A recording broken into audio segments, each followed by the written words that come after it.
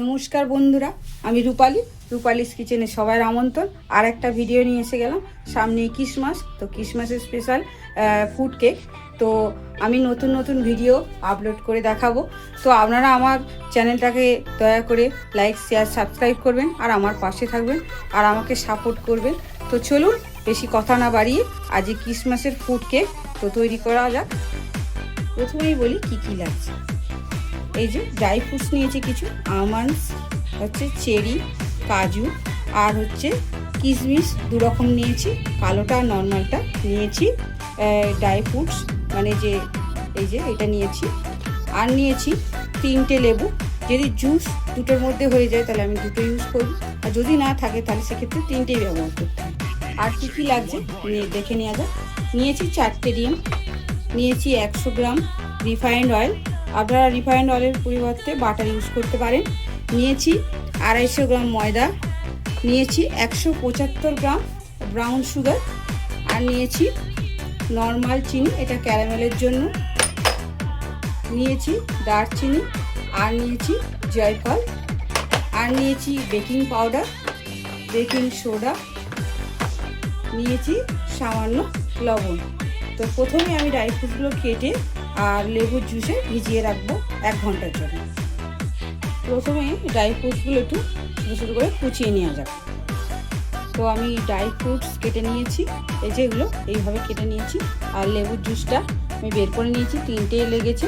আর এই গ্রেটার দিয়ে ওই যে লেবু ছিল না, ওর খোসাটা আমি এরকমভাবে বের করে রেখে দিয়েছি। এটা ওর সঙ্গে আমি দিয়ে দেবো যাতে গন্ধটা ভালো আসে। আর কেকে কোনো এসেন্স ব্যবহার করতে হবে না, ওই দারচিনি আর ওই যে জয়ফলটা আছে ওটাই কাজ দেবে। তো আমি এগুলোর মধ্যে ভিজিয়ে দেব।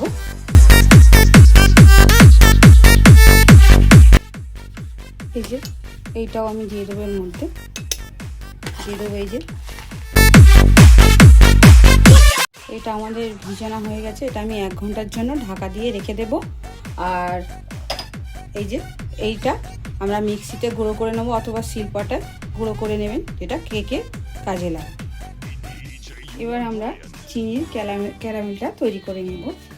এর জন্য আমি কড়াই প্যান বসিয়ে দিয়েছি, আর এই যে চিনিটা আমি দিয়ে দিলাম। আর এই যে দারচিনি আর জয়ফলটা আমি মিক্সিতে গুঁড়ো করে নিয়েছি, আপনারা শিলপাটাতে গুঁড়ো করে নেবেন। তো এবার আমি ক্যারামেলটা তৈরি করে নিই। চিনিটা মেল্ট হয়ে এইভাবে কালার আসতে শুরু করেছে। তো দেখুন আর একটু কালার হবে। যখনই ক্যারামেলটা হবে সবসময় একটু হাইটে রাখবেন, নাহলে হবে। এবারে চিনিটা একদম আমি লো করে দেবো। এই যে হয়ে গেছে। এবার আমি গ্যাসটা পুরো বন্ধ করে দেবো। দিয়ে এতে অল্প, খুবই সামান্য জল দেবো। অল্প অল্প করে জল দেবেন, একসঙ্গে জল দিলে ছিট হবে, সেজন্য অল্প অল্প করে জল দিতে হবে। আমি কিন্তু গ্যাসটা বন্ধ করে দিয়েই করলাম। এই যে কালার এসে গেছে। আমি আর সামান্য একটু জল দিয়ে দেবো। এই যে দেখছেন কালারটা এসে গেছে, এইটা আমরা কেকে ইউজ করব।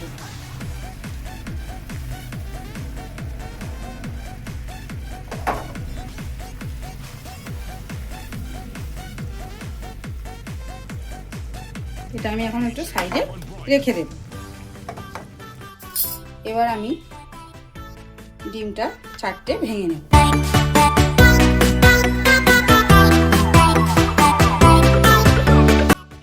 এবারে ডিমগুলোকে আমি এইভাবে গুলে নেব, ভালো করে ফাটতে হবে। ডিমটা যখন এরকম হয়ে আসবে এর মধ্যে আমি চিনিটা অ্যাড করে দেব। এই যে চিনিটা অ্যাড করে দেব।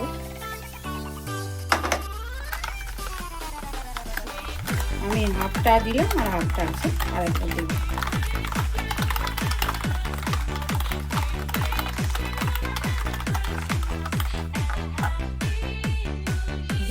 দিয়ে দিলাম।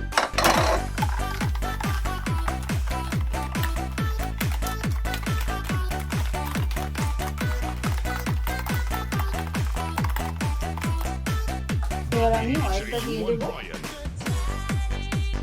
এই যে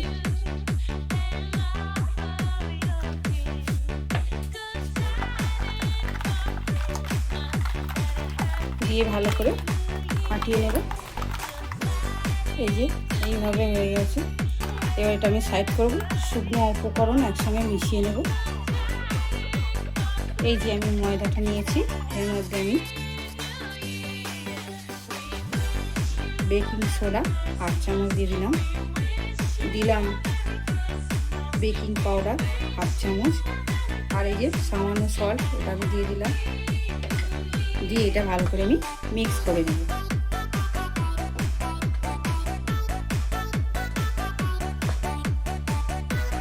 এইভাবে আমি মিক্স করে নেব।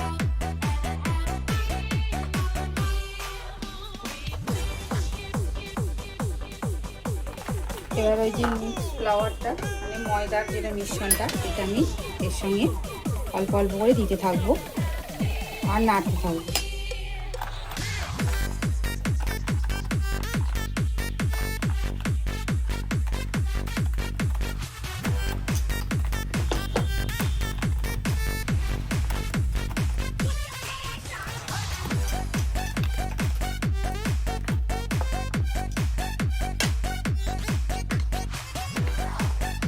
এইভাবে দিয়ে আমি এটা মিক্স করে নেব।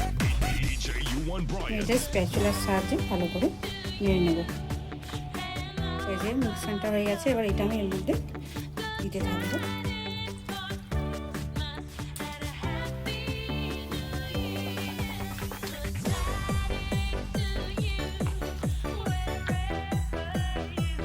কিছুটা রেখে দিলাম, এটা পরে দেব। এবারে এটার মধ্যে এই যে এই গুঁড়োটা আমি এই যে জয়ফল আর দারচিনি গুঁড়োটা অ্যাড করে দেব। দিয়ে ভালো করে নাড়তে থাকবো। আর ক্যারামেলটাও আমি দিয়ে দেবো এর মধ্যে।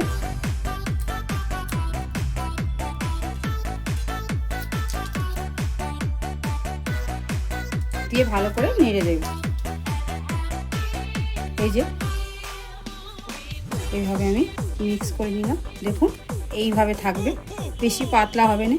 আর একটা কথা বন্ধুরা, ব্রাউন সুগার যদি না থাকে সেক্ষেত্রে ক্যারামেল একটু বেশি করে ইউজ করলে, আর নর্মাল চিনি আপনি একটু গুঁড়ো করে নেবেন মিক্সিটা বা শিলপাটাতে, তাহলেই হয়ে যাবে। তো দেখুন এটা খুব ইজিভাবেই করা যায়, সবাই করতে পারবেন। আর এটা আমি উনুনের মধ্যেই করে দেখাবো, গ্যাসের ওভেনের মধ্যে। চলুন শুরু করা যাক। এই যে টিনটাতে আমি অয়েল ব্রাশ করে দিচ্ছি ভালো করে। এই যে অয়েল ব্রাশ করে নিলাম। কেকের টিন, আর কেকের টিন যদি না থাকে সেক্ষেত্রে অ্যালুমিনিয়ামের যে বাটি হয় তাতে ইউজ করলেই হবে। তো আমি ঢেলে নেব।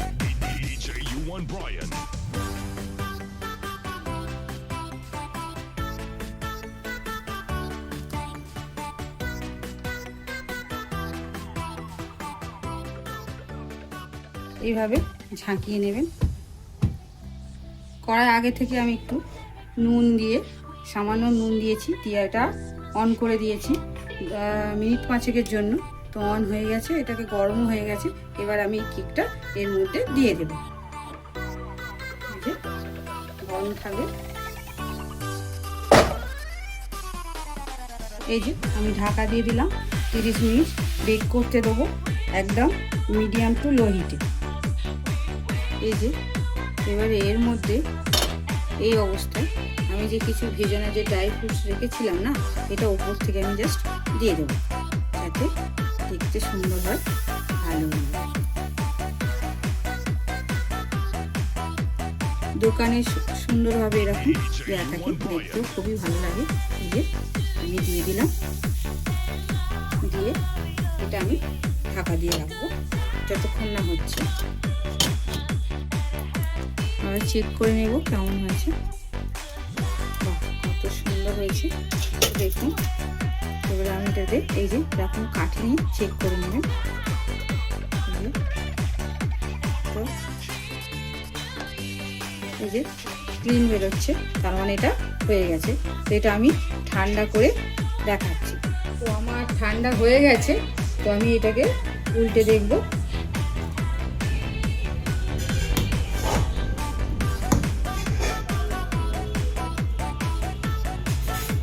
এই যে দেখুন কতটা সুন্দর কেক হয়েছে।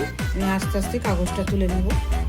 এই যে দেখছেন কতটা সুন্দর স্পঞ্জি কেক হয়েছে। এই যে দেখুন, এই যে সফট সুন্দর। তো আশা করছি আপনাদের কাছে ভিডিওটা ভালোই লাগবে। তো ক্রিসমাস আপনারা ভালো করে এনজয় করুন, আর বাড়িতে অবশ্যই ক্রিসমাসের কেক বানিয়ে খাবেন। আর একটা ভিডিওতে দেখা হচ্ছে। আশা করছি আপনারা সবাই ভালো থাকবেন, সুস্থ থাকবেন। আজকের জন্য এইটুকু, টাটা।